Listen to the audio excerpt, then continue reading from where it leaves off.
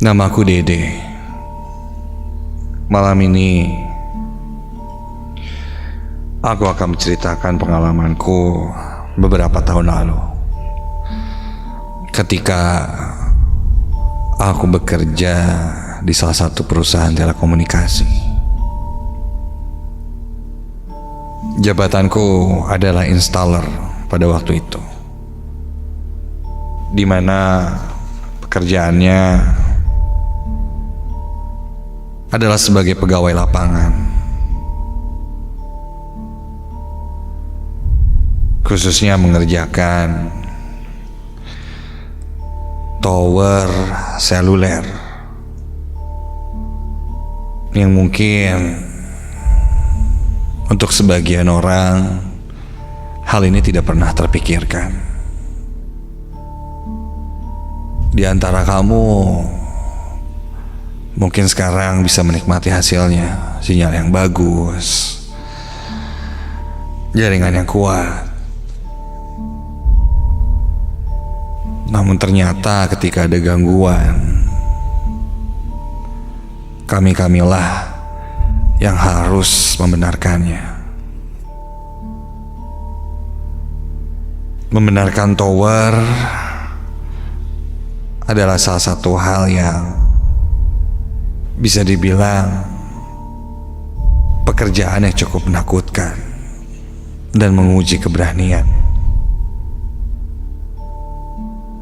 Letak tower-tower itu tidak hanya di tengah kota, melainkan ada juga yang di dalam hutan, di atas bukit, bahkan di pelosok yang mungkin kita tidak pernah tahu ada di mana, dan jauh dari rumah-rumah penduduk. Dan disitulah kejadian ini bermula.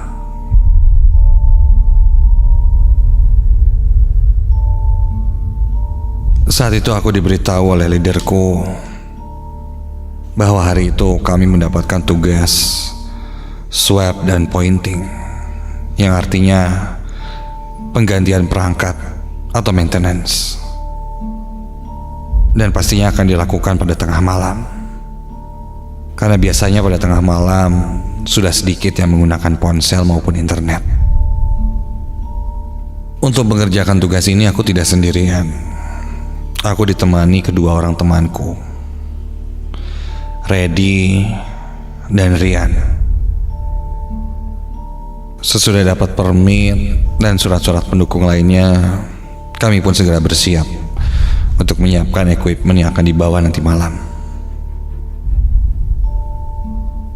Kami memutuskan untuk berangkat dari siang karena kami ditugaskan di luar Bandung, tepatnya di sekitaran daerah Cianjur Selatan, Gunung Sawu. Sangat asing di telingaku, padahal aku termasuk orang yang suka naik gunung. Namun baru kali ini aku mendengar tentang Gunung Sawu. Aku pikir pasti daerah ini memang agak jauh dari perkotaan. Dan benar saja, setelah melakukan perjalanan, kami harus masuk di dalam desa dan hutan yang entah di mana lokasinya. Menggunakan GPS pun tidak terdeteksi. Namun setelah melewati beberapa desa, menanyakan pada warga sekitar, akhirnya kami pun sampai. Dan ketika itu langit sudah mulai gelap. Tanpa basa-basi, aku dan Rian pun turun mempersiapkan alat untuk eksekusi nanti malam. Sementara Reddy menyiapkan konfigurasi di laptopnya di dalam mobil.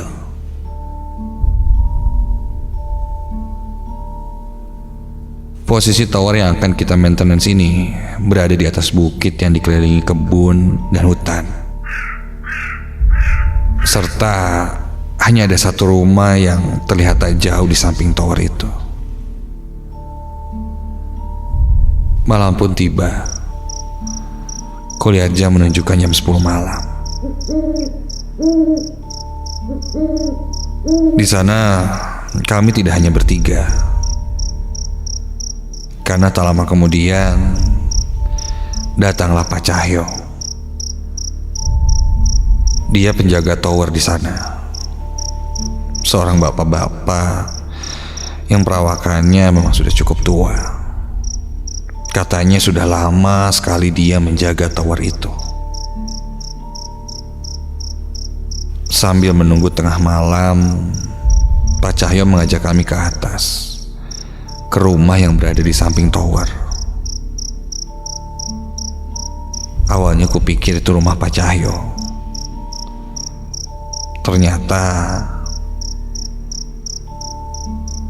rumah itu tempat menyimpan hasil panen dan peralatan-peralatan untuk berkebun di sana.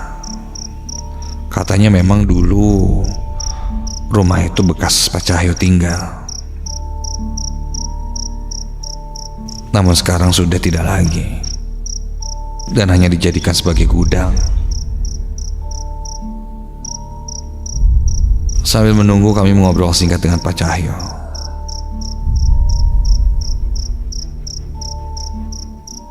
Dan di antara obrolan itu,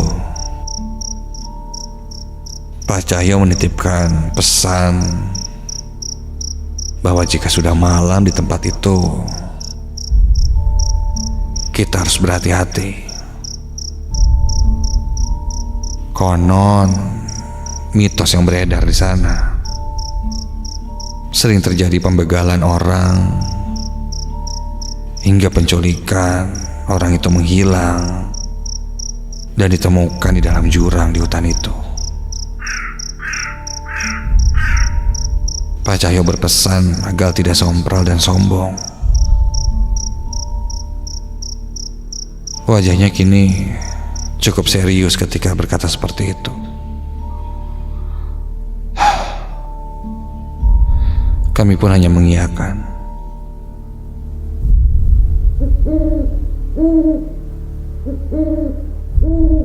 Singkat cerita, tak terasa malam sudah mulai larut. Kami bergegas menuju tower. Setelah sampai di area tower, aku dan Rian naik ke atas tower, sedangkan Reddy menunggu di bawah sambil memprogram di laptopnya.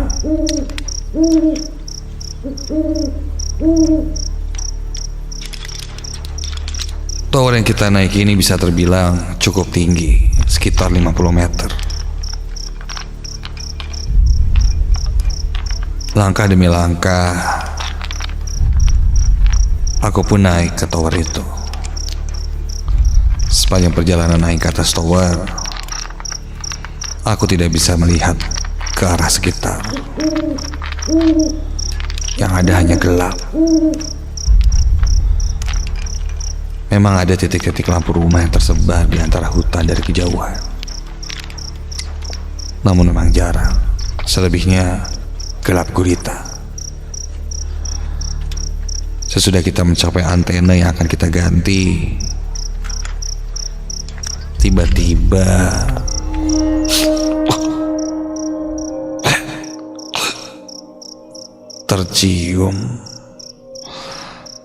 tercium bau busuk yang sangat menyengat. Refleks aku melihat Rian, dan dia juga sepertinya mengalami hal yang sama.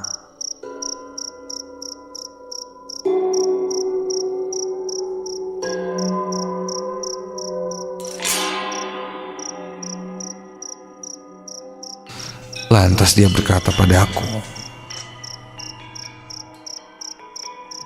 katanya, kok bau bangke ya? Aku hanya mengangguk mengiyakan, mencoba untuk tidak membahasnya. Namun Rian ketika itu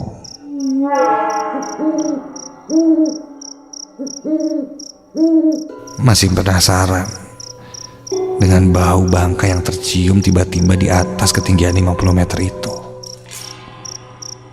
Memang agak sedikit aneh dan tidak masuk akal.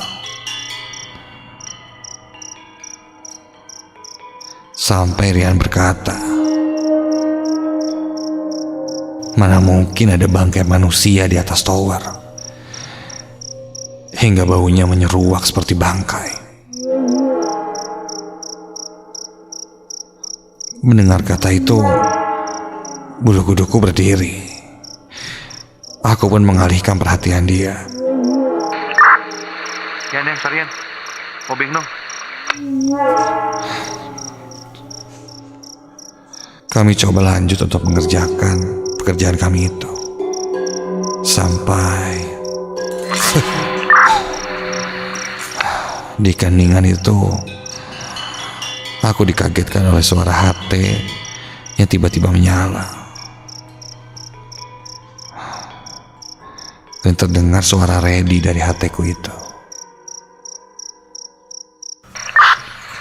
Turun, buruan turun sekarang. Cepat, turun sekarang, turun.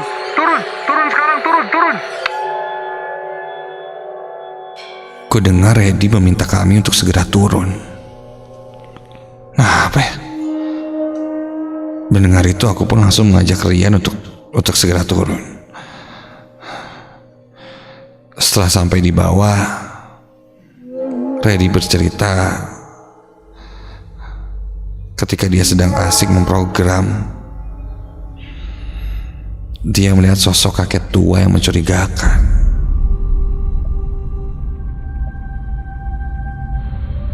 Dan dia bilang, kakek itu seperti mengendap-endap melihat ke arahnya. Namun ketika Reddy turun dan coba menghampirinya, sosok itu bergegas pergi. Dan dari sana Reddy agak sedikit ketakutan dan memanggil kami untuk segera turun. Dan sekarang kakek-kakek tua itu kini tidak terlihat.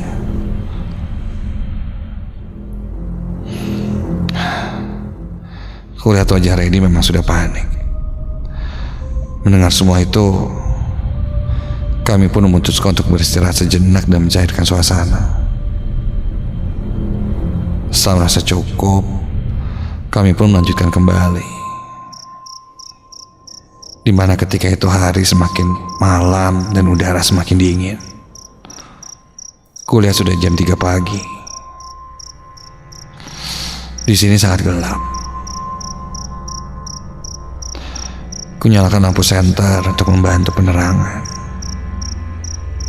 Agar cepat selesai, kuputuskan untuk menaiki tower itu sendirian. Dan Ria menemani Reddy di bawah, berjaga-jaga jika ada orang asing lagi datang seperti tadi. Aku bergegas langsung menaiki tower yang cukup tinggi itu. Hanya menggunakan lampu senter di kepala aku atau headlamp untuk membantu penerangan, sambil membawa peralatan di tas kecilku itu. Namun, ketika baru mencapai setengah jalan menuju tower, tiba-tiba seekor burung hitam yang terbang entah dari mana, terbang sangat rendah hampir mengenai kepalaku. Sialan, hampir aja jatuh tuh gara-gara burung. Ngagetin aja. Aku pun melanjutkan perjalananku menuju titik antena di tower itu. Ketika sampai, aku langsung melanjutkan pekerjaan yang sempat tertunda tadi.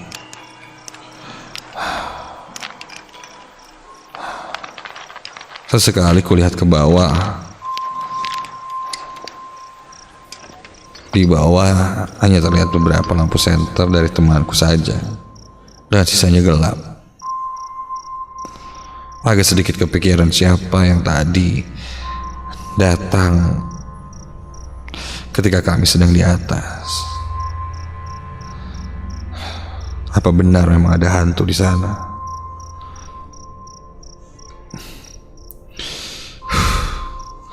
Sebenarnya aku tidak terlalu percaya hal-hal klinik atau mistis.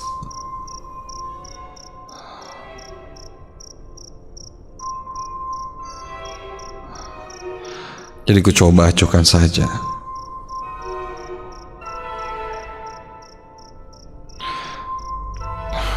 Dan ketika sedang fokus mengganti antena, tiba-tiba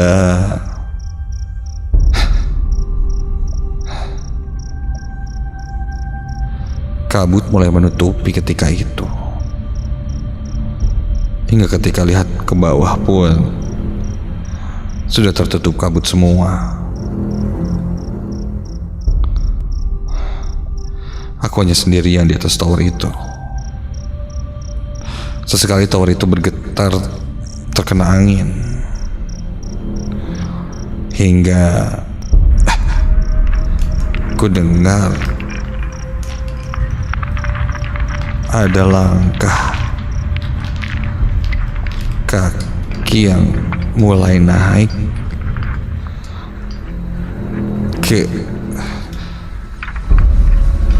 ke tower ini. Suara sepatu yang bersinggungan dengan besi yang menggema. Persis ada yang naik menghampiriku di tower itu. Ku tengok ke bawah, tidak terlihat siapa-siapa. Namun suara langkah kaki yang menaiki tangga itu terdengar kini semakin mendekat.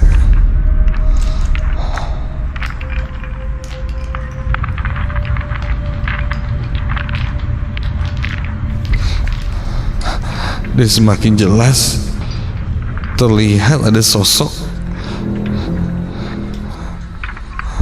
sesuatu yang naik ke tangga itu. Dan ketika semakin jelas terlihat, itu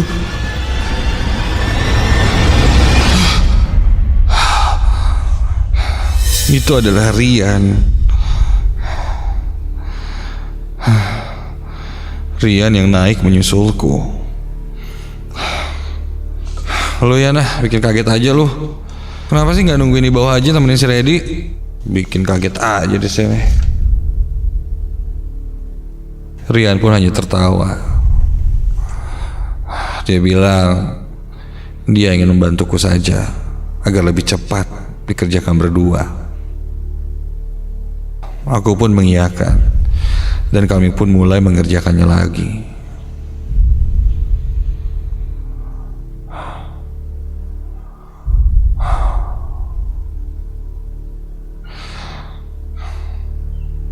Kami terus berkonsentrasi mengerjakan itu hingga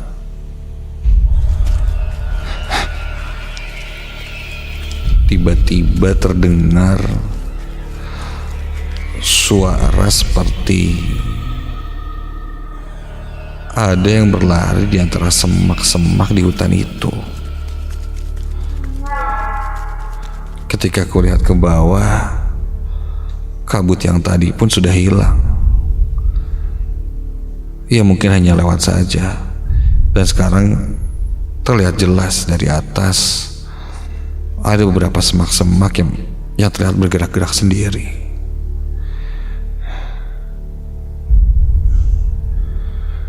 Refleks aku langsung berkata pada Reddy yang ada di bawah.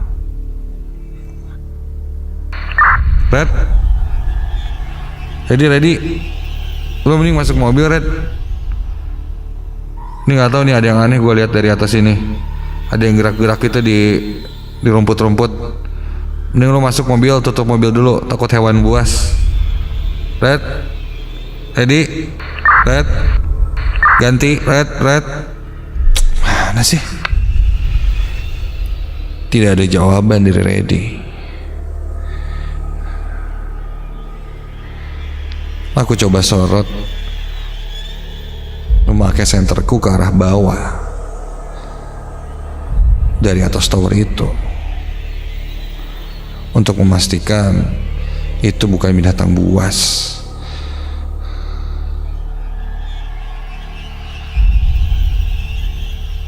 Hingga ketika ku sorot dengan lampu senterku itu,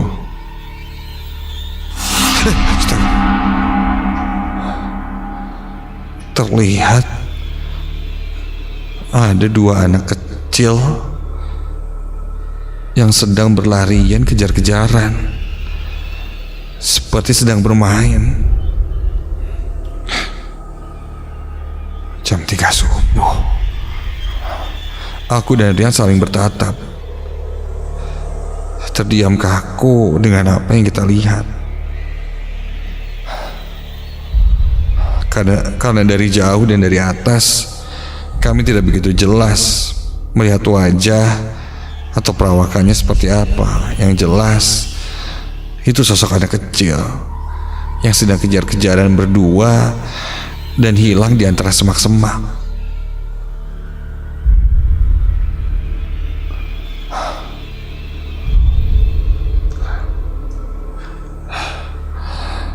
Aku langsung membuang mukaku dan berkonsentrasi lagi pada antena yang sedikit lagi selesai.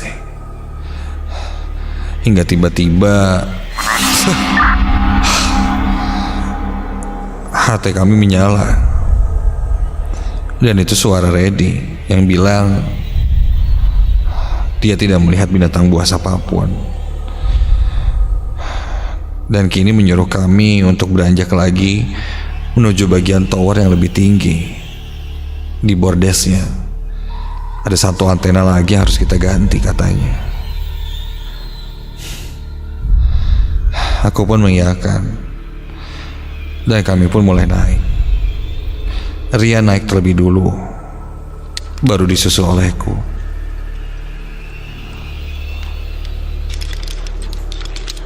Kami menaiki anak tangga satu persatu menuju titik tower paling atas. Hingga di tengah perjalanan naik, tercium kembali bau busuk yang sangat menyengat ketika itu.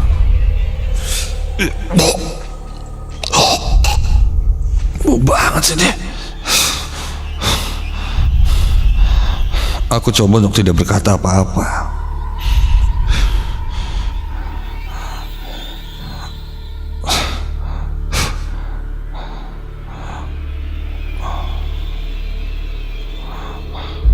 Kami lanjut naik ke atas dan sampailah kami di bordes yang paling atas di tower itu. Segera dengan cepat kami mengganti segala macamnya, antena dan lain sebagainya, hingga pekerjaan itu pun selesai dan kami segera turun ke bawah.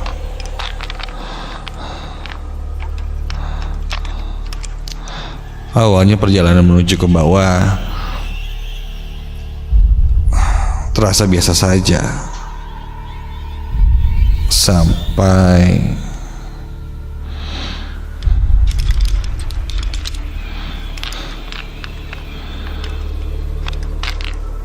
ketika aku menuruni salah satu anak tangga di sana. Kurasakan seperti ada yang berbeda.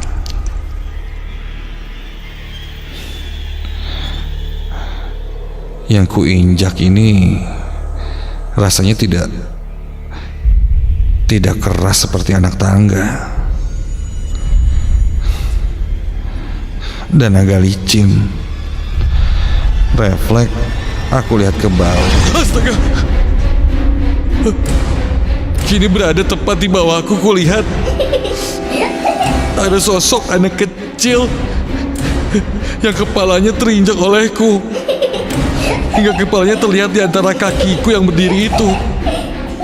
Dan matanya membelalak merah. Sekujur kulitnya hitam legam dan mulutnya menganga sangat menakutkan. Dan dari mulutnya keluar sebuah asap hitam. Dan dia mengeluarkan suara sangat menyeramkan.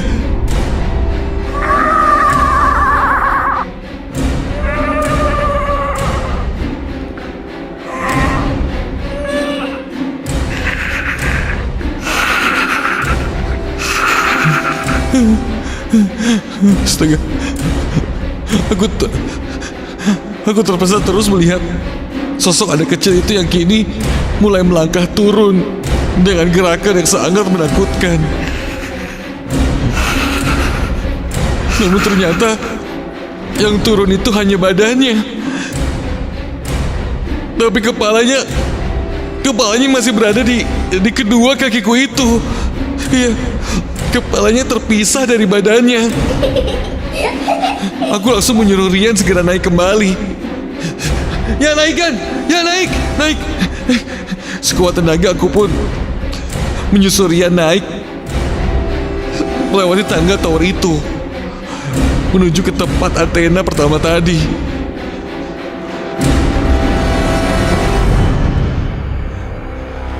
Sampai akhirnya kami pun sampai di atas.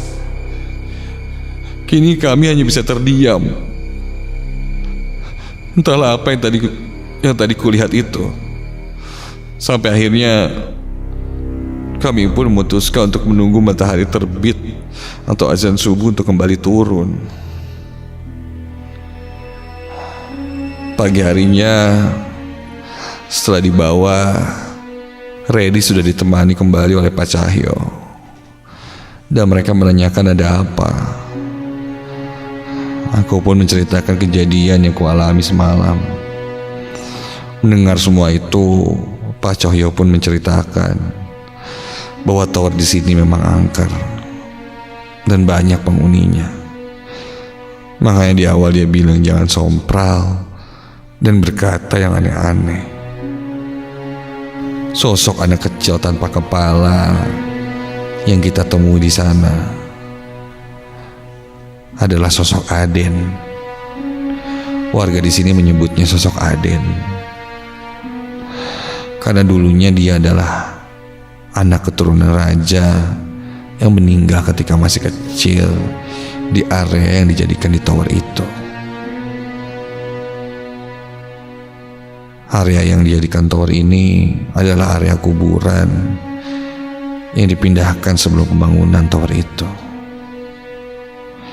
Dan salah satunya di sana adalah makam Aden, yang mungkin sosok Aden ini tidak menerima dan mengganggu siapa saja yang ada di sana ketika dia sedang bermain di area tower itu. Dan aku melihatnya dengan mata kepalaku sendiri. Sosok Aden itu.